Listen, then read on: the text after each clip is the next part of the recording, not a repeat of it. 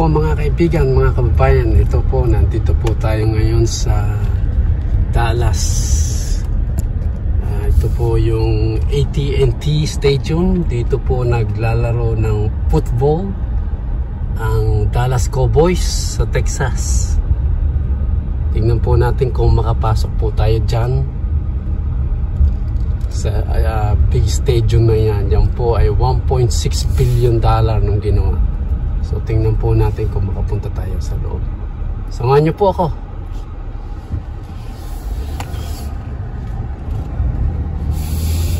Driving po tayo ngayon papunta doon.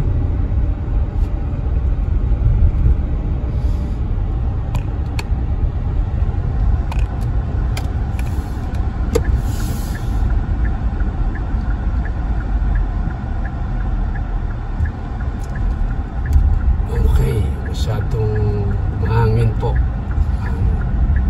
So yan po, nasa kaliwa kong side ang AT&T Stadium. Diyan po naglalaro ng football ang team na Dallas Cowboys ng Texas.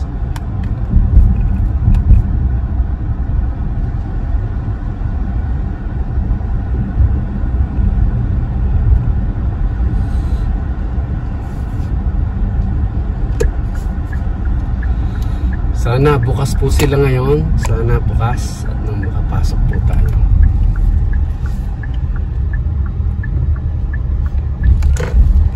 Dito na po tayo.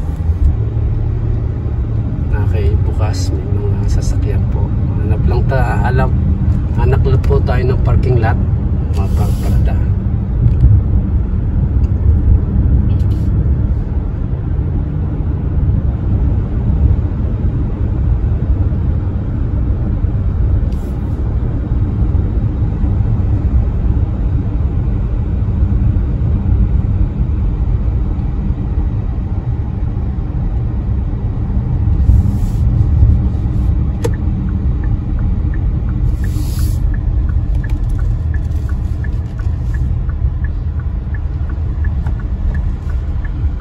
Okay, nandito na po tayo.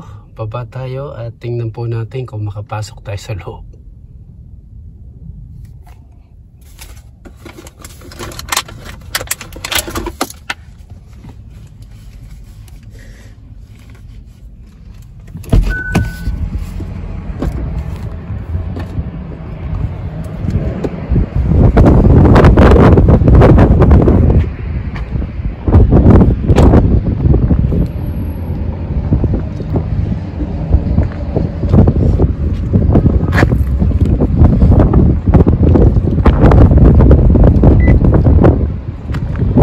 Laki.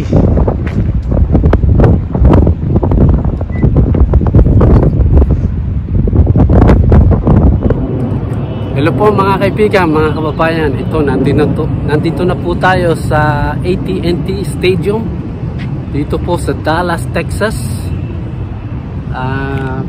Pinalipat po tayo dito kasi doon daw po sa kabila ay mga employee lang. So ito po yung entrance. Tingnan natin kung mayroon pong bakante o may open sila na tour para makita po natin ang loob ng AT&T Stadium. Yan, kita nyo po, ang laki. Sikat po itong Dallas Cowboy team dito po sa Texas, Dallas, Texas. So tingnan po natin kung sila ipukas at tingnan natin kung makapag-tour po tayo sa loob.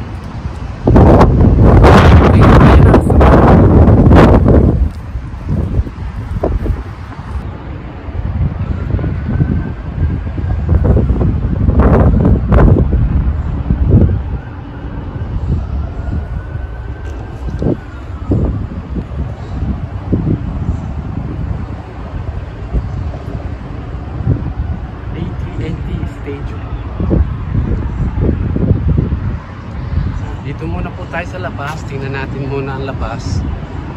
At kung makapasok tayo, mas magaling.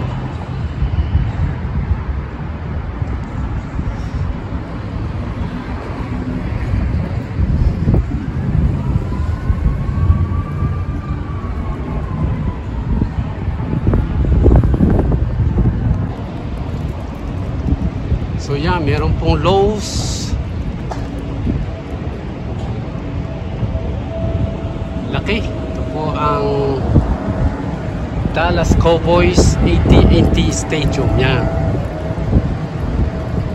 Yan po. Sobrang laki. Ito daw po ay $1.6 billion nung pinagawa. Kaya sobrang laki po. So tingnan po natin kung makapasok tayo sa loob. At tingnan natin kung anong makikita dyan. Pero dito po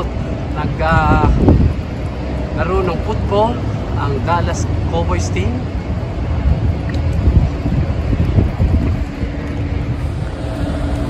So yan, kita nyo po, sobrang laki. Nandito po tayo ngayon sa Dallas, Texas, sa AT&T Stadium, Dallas Cowboys. Minsan po dito boxing si Manny Pacquiao. Mga siguro 6-7 years ago nagboxing po dito. Ito po ang venue ng kanyang fight. Kaya sikat po dito si Manny Pacquiao sa lugar na ito. Kaya tingnan po natin kung makapasok tayo sa loob. Lakad lang po tayo, lakad, para makapunta po tayo doon sa entrance. At sana payagan po tayo makapasok sa loob. So yan mga kaibigan, mga kababayan, nandito na po tayo sa loob. I have to pay $48 para po tayo makapasok sa loob ng AT&T Stadium ng Dallas Cowboys. So, dito po tayo ngayon. Tayo po ay i-tour nila. May tour guide po. Yan. So pakita ko po sa inyo sa ito. Wala pong naglalaro ngayon. Pero yan po ang stadium. Laki. Sobrang laki po.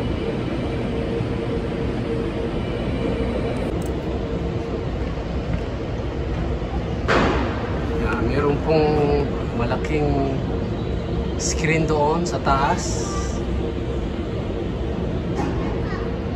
Baba po tayo dito ng konti para makita ninyo po kung gaano kalaki ito. Ito po ay may capacity na 80,000 people. Dito po naglalaro ng football.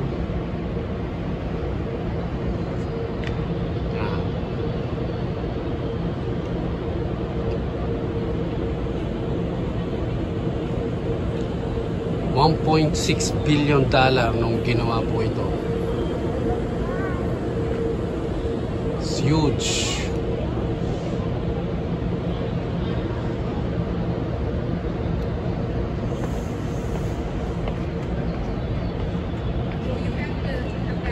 Okay.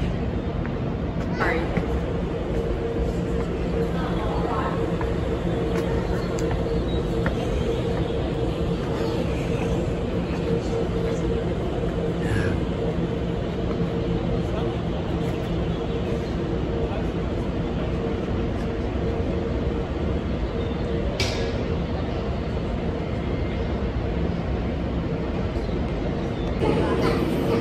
Yeah, the tour will start exactly at 12:30.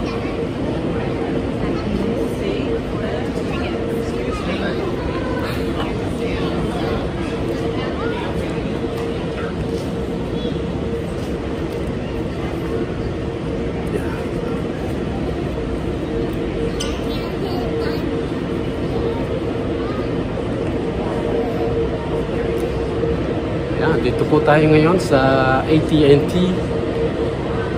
Stadium, Dallas Cowboys.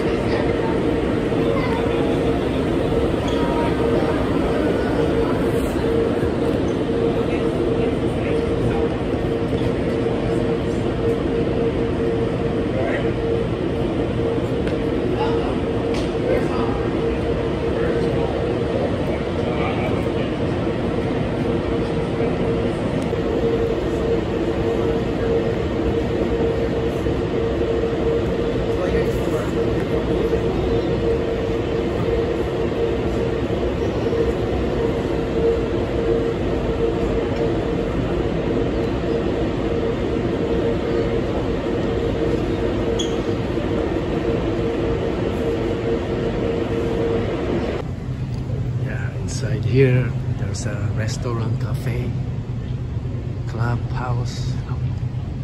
It's amazing.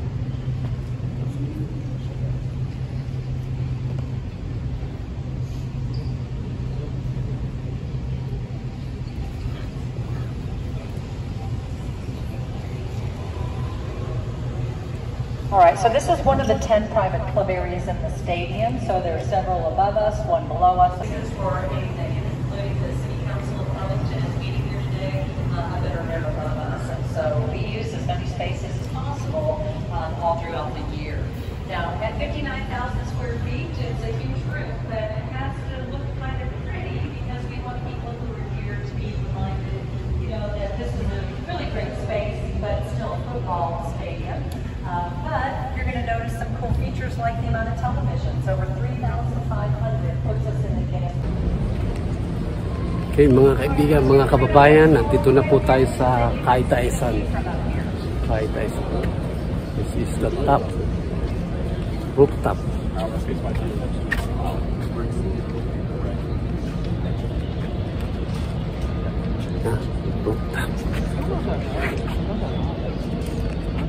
You still see it. You still see it. No, this is standing. Ito po ang pinakamalaking stadium.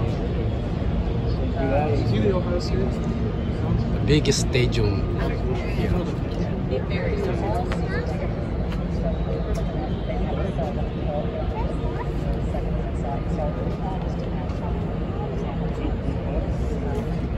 Well, I know, but I know what I'm saying is like Jimmy Johnson. You could be laughing at this. I was like right next to her. So, I can't even Maybe you have to give space. All right, guys. So first of all, you want to have a spot where you can see the view and.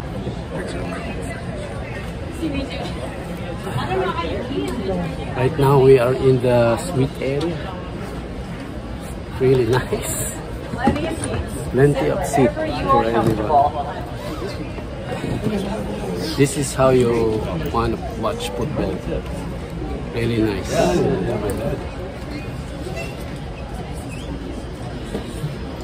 All right. It took almost 3 years to build that video board. It took 2 years just to build the components in Japan. It's a Mitsubishi product. It's called Diamond Vision.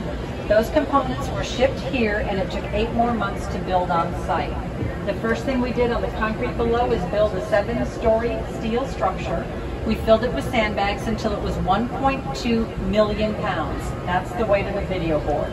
We practiced raising it and lowering it to make sure it wouldn't break, and when we were sure it was stable, basically, we threw out the sandbags and brought in 12 by 12 glass panels. So there's 25,000 square feet of glass panels up there. It's lit by over 25 million LED bulbs. It's waterproof because of the retractable roof, but we also host dirt events here. To do something like monster trucks, supercross, bull riding, or rodeo events, that requires 350 truckloads of dirt. That's brought in, and at the end of the events, we have to pull all of that up and power wash the entire stadium, including the video board. Just to do that typically takes a couple days. So somebody will get up in a cherry picker and just power wash all 4 sides. So as far as the dimensions go, it's 160 feet across here and 72 feet tall, and the smaller ones on the other side, 50 feet across and 28 feet tall. With that in place, you're not going to miss a play of the game. If you've ever heard there's somebody inside of it on game day, that's a myth, that's a rumor, it's not true. So this is the suite. It has kitchen, bathroom, lots of tables, widescreen TV.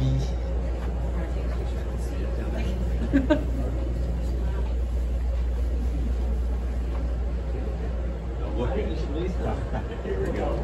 We didn't touch that. Ready?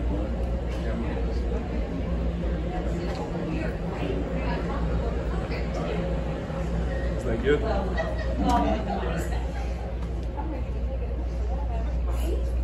Really nice. You're seated there drinking a Pepsi that you spill. We don't want anybody below to be baked in that Pepsi, so we'll keep that glass closed for that reason. Now, to the left is another glassed-in area that is not for the press. So this is where you're going to find the officials that you can't be interrupted for, so there's a little bit of security outside the doors to make sure nobody else gets in. That information is, of course, sent to New York, right? And then it's also piped down to the broadcast booth as well. So they have to be paying attention to what's happening on the field. Now, other than that, guys, let me tell you a little bit about the turf that we use when the Cowboys play. About every 5 years or so, 4 or 5 years, they change the turf, get brand new. So this past season it was brand new. But the turf for the Cowboys comes in 5-yard strips that when they're rolled up weigh 6,000 pounds. We also have a separate turf for college games. Hash marks are in a different spot, so we need a different turf. So brand new this past season as well. But same thing, 5-yard strips that are rolled up that weigh 6,000 pounds. It takes 6 to 8 hours to actually pull up one field. It takes, once the field was clear, the crew basically got out at 11 p.m. to pull up that college turf and then worked again all night and all day to install the Cowboys turf for the game the next day. So ito po yung picture nung nag-boxing si Manny Pacquiao. Yan.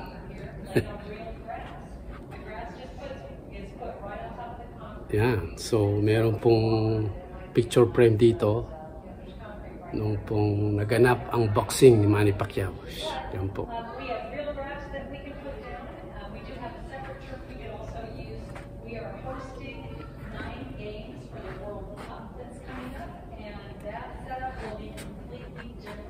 I don't know the exact details, but I can tell you jetty of dirt. I don't know how much, but they're going to put that down, and we have to have a sprinkler system, and they're also installing a sub-air system. And if you're a golfer and familiar with the Augusta, it's the exact same system, and that's just to maintain the same amount of moisture throughout the turf.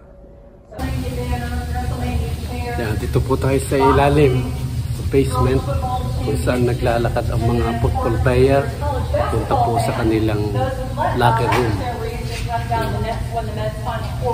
Ito po yung hallway sa basement, sa locker room ng mga football player.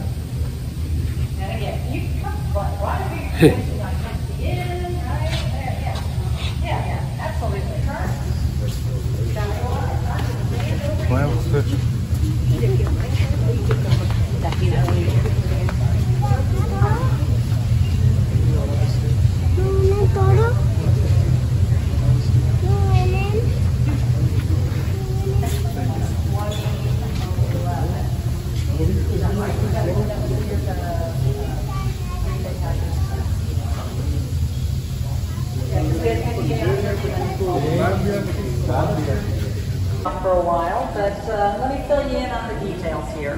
To become a Dallas Cowboy cheerleader, tryouts begin in May of every year, and since 2020, the first rounds have been done virtually. So, from those virtual tryouts, then there's an invitation for a live tryout that occurs either here or at the Star where we're headquartered. Then, what they'll do is bring in the veteran cheerleaders. Cheerleader.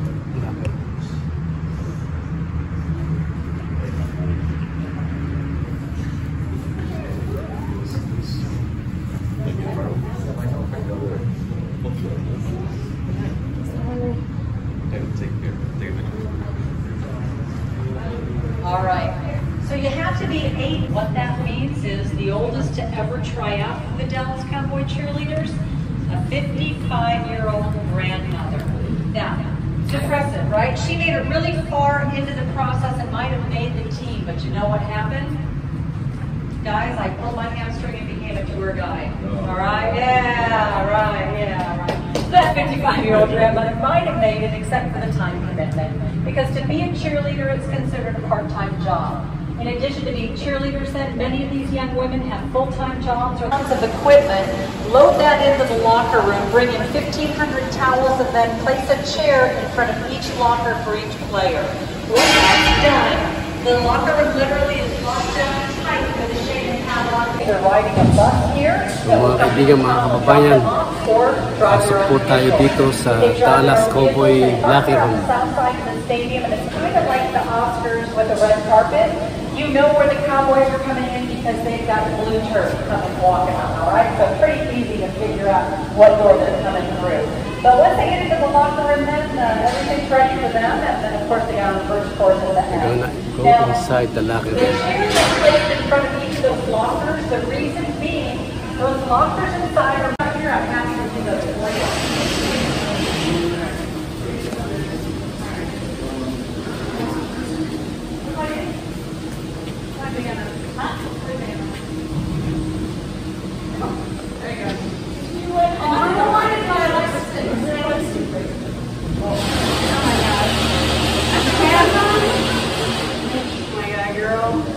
Locker.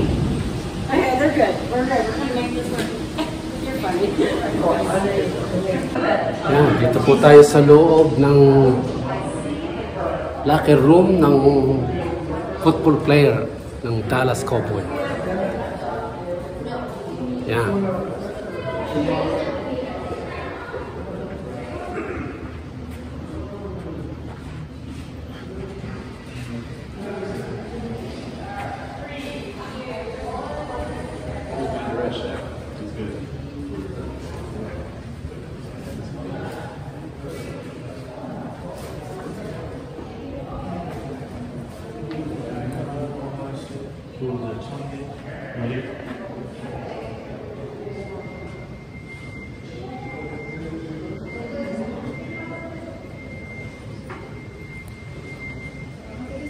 Mga kaibigan, mga kababayan, ito po ang locker room ng mga football player ng Dallas Cowboys.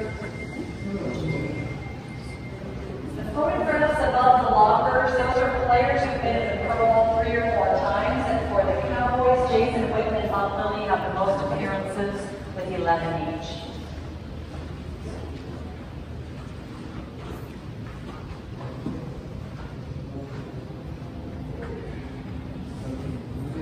That's one.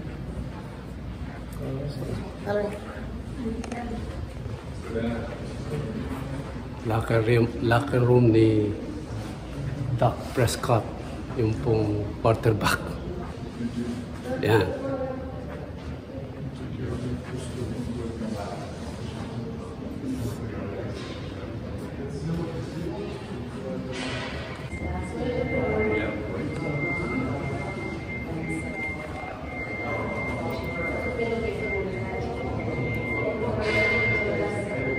Dallas Cowboys Stadium, AT&T.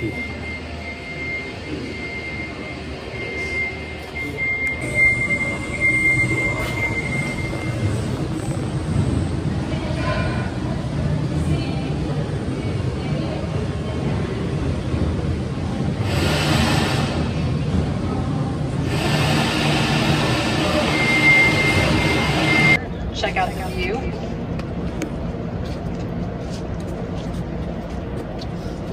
This is the Dallas Cowboys AT&T Stadium.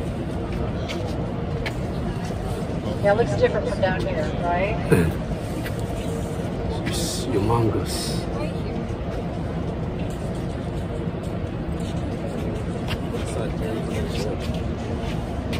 I would have to look up. I don't even know. Yeah. Oh, wow. Really big. Yan, yung po mga kasama ko sa tour. If you have questions, let me know. But remember, you also have the suites that are down here, so you can get an idea of what it would be like. You'd basically be seeing legs and equipment down here, and so remember, these suites here give extra seats above their suites, so they've got the unobstructed view.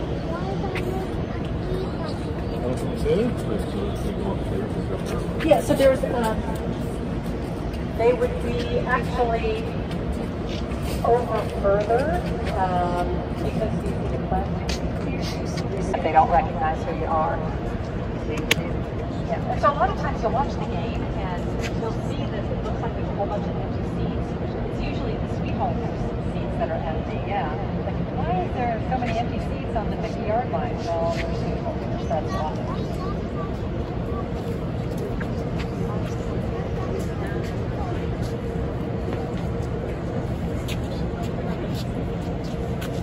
Alright, if you're looking for Jerry's suite from here, remember it's across from us between C110 and C111.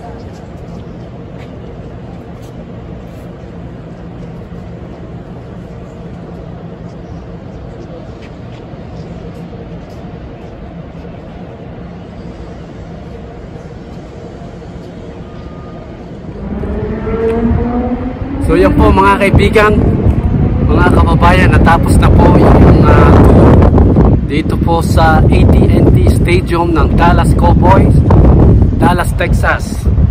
Yan, sana na-enjoy po kayo sa mga pinakita ko doon po sa loob. Ako po ay na-enjoy.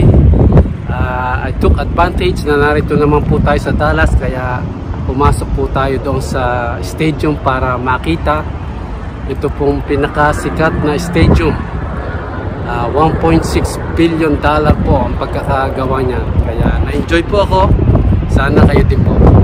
Yan, salamat po sa inyong panunod. Sana suporta po kayo dito sa ating endeavor dito sa Dallas, Texas.